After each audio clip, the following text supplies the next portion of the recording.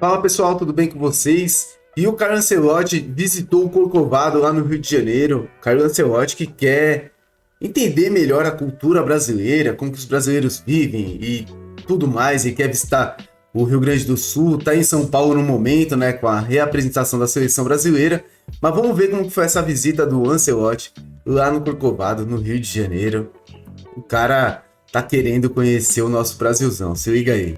Carlo Ancelotti, técnico da seleção brasileira, visita o Cristo Redentor e recebe bênção. Cara, até o padre deu uma bênção lá pro Ancelotti. Tá precisando, mano. A seleção brasileira tá precisando. O negócio não tá fácil por lá.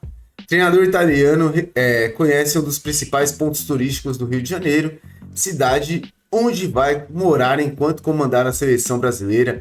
Muitas coisas têm sido faladas. O Ancelotti vai morar em Londres, o Ancelotti vai morar na Espanha, em Madrid, vai morar não sei na onde, cara, e vai morar no Rio de Janeiro. Né? Esse é o momento que recebe a bênção aí do padre e precisa, né, mano? Precisa.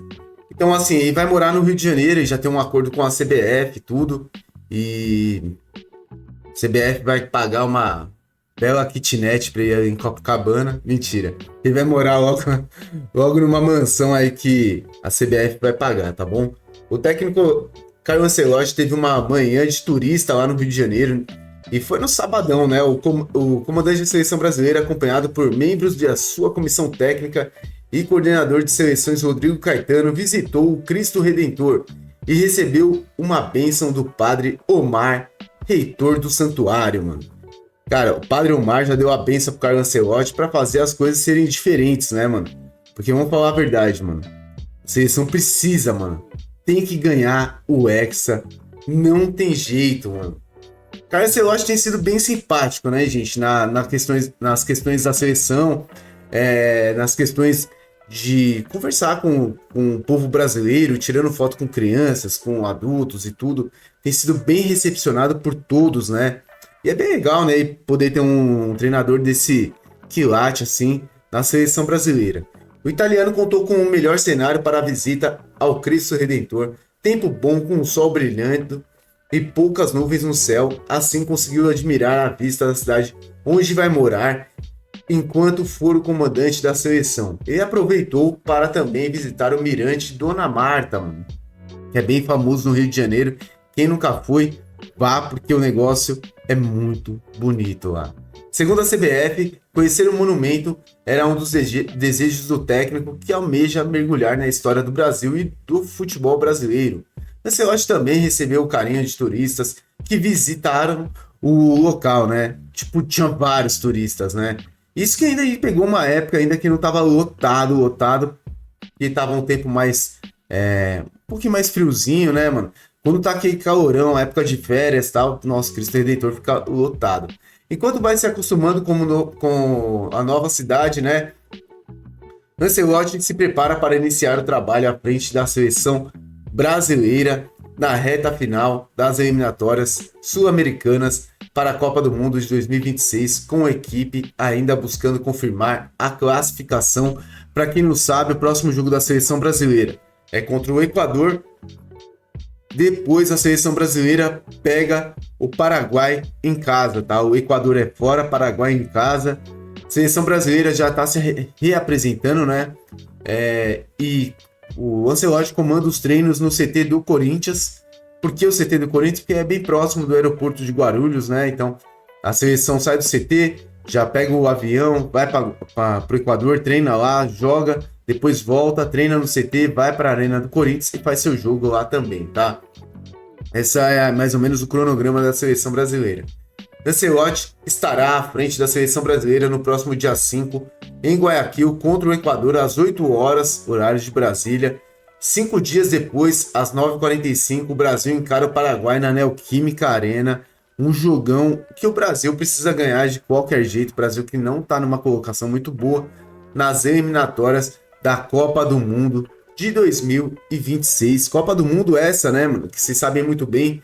A gente vai ter que jogar nos Estados Unidos, Canadá e também no México. É uma trinca aí dos países, mas a maior parte dos jogos acontecerão nos Estados Unidos. Eu acho bem legal que o brasileiro também se acostume com isso, porque serão horários um pouquinho diferentes, mas para quem lembra aquela Copa de 94 lá, vocês sabem muito bem que tinham jogos no final da tarde, jogos no começo da noite, jogos tipo 10 horas da noite, então vai ser mais ou menos isso que a gente vai enfrentar a partir do ano que vem na Copa do Mundo. Eu acho que o Brasil tem totais condições aí de ser campeão. O Brasil tem uma seleção muito boa, tá? Falando de novo, o Brasil tem uma seleção muito boa. Agora, precisa alguém fazer jogar, né, mano? A gente já tinha passado por 2 péssimos técnicos aí pela seleção brasileira, na minha opinião, que foi o Dorival Júnior e também tinha sido o Fernando Diniz. Para mim, eles terminaram de lascar com a seleção brasileira. Seleção brasileira que na época do Tite vinha com um certo padrão, né? Perdeu as Copas, mas vinha com um padrãozinho, não tomava muitos gols, fazia seus gols e tal. Perdia poucos jogos. Na mão do Fernando Diniz, na mão do Dorival Júnior, isso aí escancarou um problema que os técnicos brasileiros estão passando aqui no momento, que é não ter padrão de jogo, não fazer seus times jogar. E assim, os caras tiveram a seleção brasileira na mão, não conseguiram ter resultado. Aí sai Fernando Diniz, entra Dorival Júnior. Dorival também termina de lascar com a seleção brasileira. Não consegue montar um time decente que a gente gosta de assistir. Totalmente fora do padrão. Vocês podem perceber naquele jogo contra a Argentina. Se não me engano foi 4, poderia ter sido 5, 6.